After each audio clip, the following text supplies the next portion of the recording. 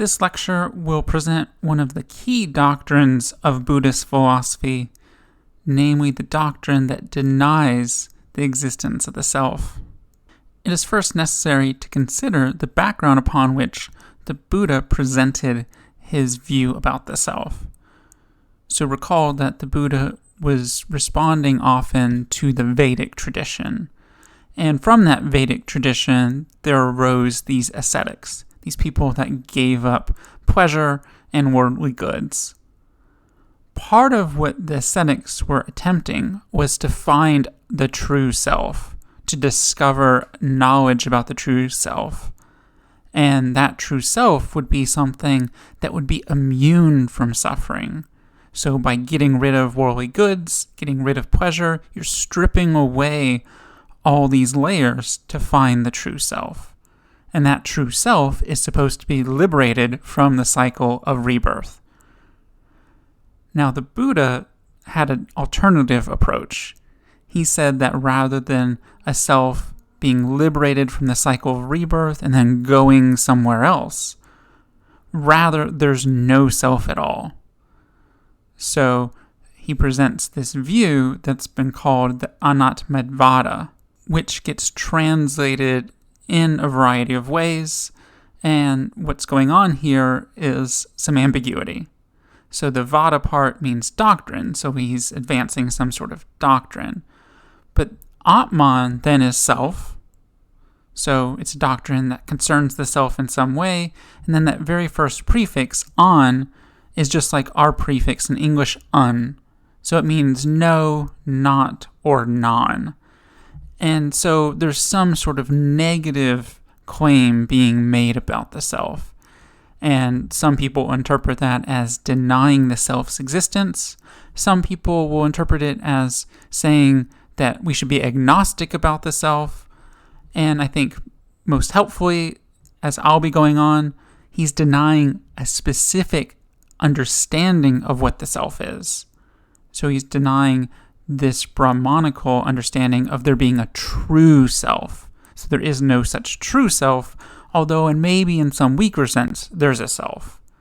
A self in the sense that is expressed when you use words like I, me, and so on. But it's a very, very weak sense, and we'll talk about that a little bit more in the next lecture.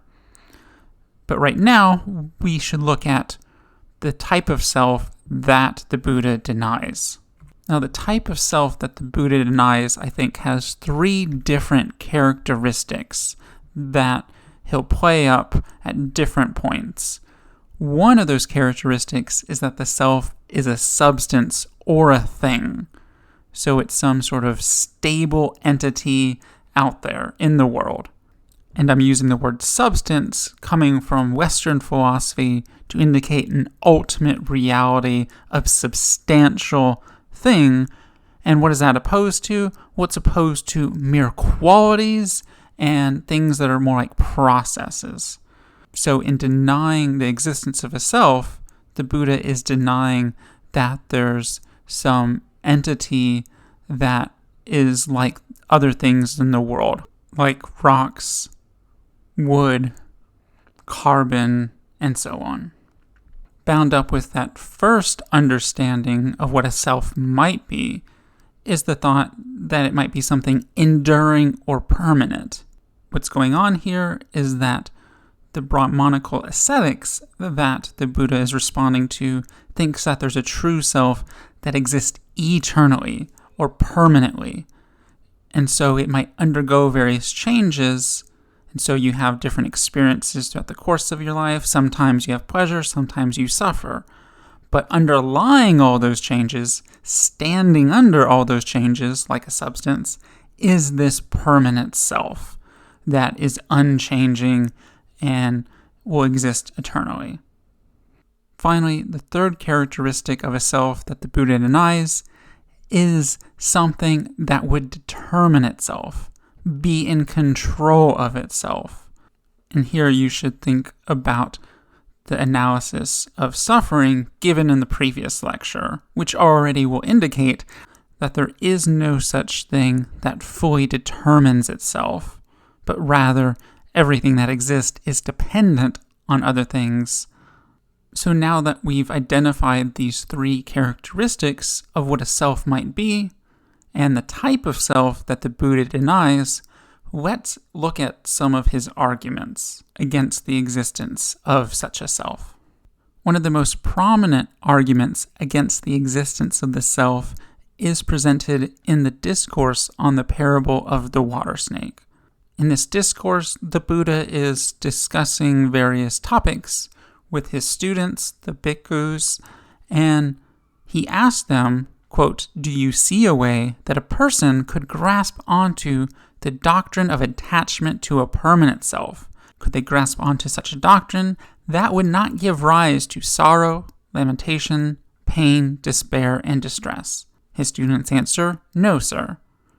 And then the Buddha reiterates the point that there is no such doctrine, a doctrine of attachment to a permanent self.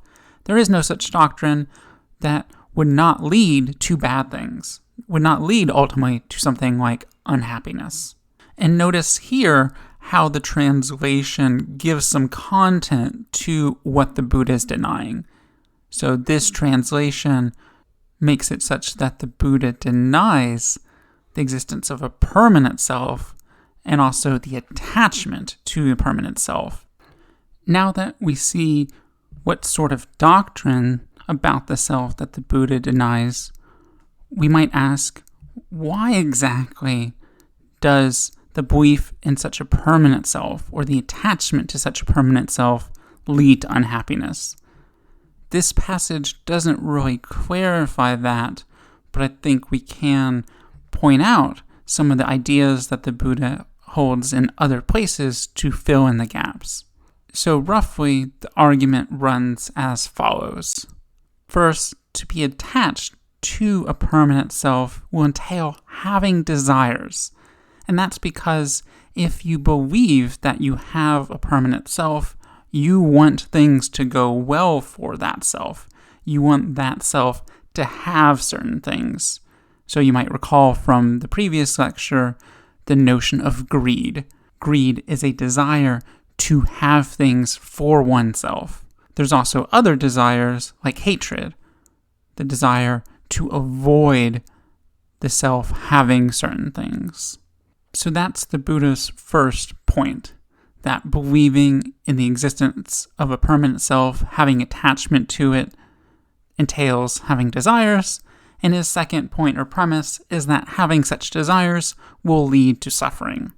And that's because having those desires be satisfied requires other things going well, and you're not in control of those other things. You're subject to various whims, to other things that are random, at least from your perspective, that you can't control, and so you're going to be constantly frustrated. So you're going to have various pains, but you're also going to have reflective feelings like anxiety about things going well for you. And all of that's because you're not really in control of how things go for oneself. So from those first two premises, it's clear if those first premises are true, then the belief in a self, belief in a permanent self, attachment to it, will bring about suffering. And since we want to avoid suffering, it further follows that we shouldn't believe in such a self. Now at this point, we might evaluate the argument from several perspectives. What I'll do now is present one objection to this argument, and then I'll reframe the argument, and then we'll consider a few more objections. The first objection to this argument can be presented in the form of a question. Is it really psychologically true or necessary that believing in a self, believing in a permanent self, requires having desires? So that's an objection to the first premise of that argument. So you might wonder whether you could believe in the existence of a permanent self, but not really from the standpoint of wanting things to go well for that permanent self or having desires for things to be possessed by that permanent self, and so on.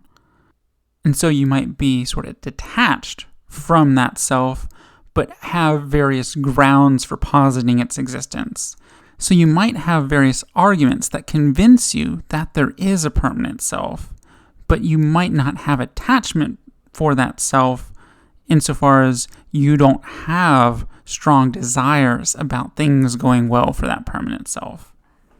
Now, I think a Buddhist could respond to this objection in a couple of different ways, but let's use it to shift our focus to a different version of the argument.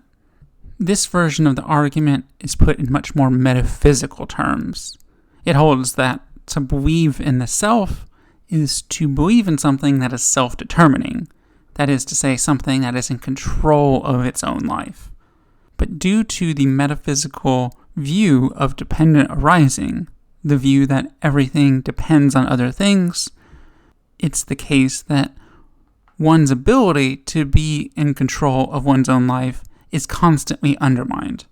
That is to say, you can't always be in control of your own life and how things go for it. So what that leads to is constant frustration. The belief in a self that is self-determining will lead to constant frustration when you encounter situations, which is very often, of not being in control. And that constant frustration is something that we should avoid. That suffering is something we should avoid, and we should do so by not believing in the self. Now let us consider some objections to this argument, focusing particularly on how this argument draws its conclusions from the premises. And these objections will also apply to the earlier version of the argument that we saw. Each objection here can be put in the form of a question. First, should we not believe truths if they are painful? The argument says that we should give up the doctrine of the self because it's not going to be something that we like, because it will result in suffering. But that doesn't really show that the existence of the self is actually not true. So we might wonder whether what the Buddha is advocating is that we shield ourselves from certain truths. Now, this objection, I think, is not such a great one because the Buddha will have other arguments that will really dispute the truth of the view holding that there's a self. But let's continue. The second objection says that the remedy that the Buddha offers might not be such a good one. The Buddha says that we should give up the belief in the existence of the self to avoid the suffering that results from believing in a self. But you might wonder, well, maybe it's something else going on. Maybe it's a particular attitude that you have in carrying out your life that is the problem, and not so much the belief in the self. So it's the emotional attachment to things going well that's the problem, not so much the belief that there's a self. Now, the third objection questions how you even give up that belief in the existence of the self. How could you really lead your life without thinking of yourself as a unified being over time? How can you lead your life without using the word I, the word me, and so on? So it seems maybe a little bit peculiar to give up the existence of the self. Now, the next lecture will help answer some of these objections.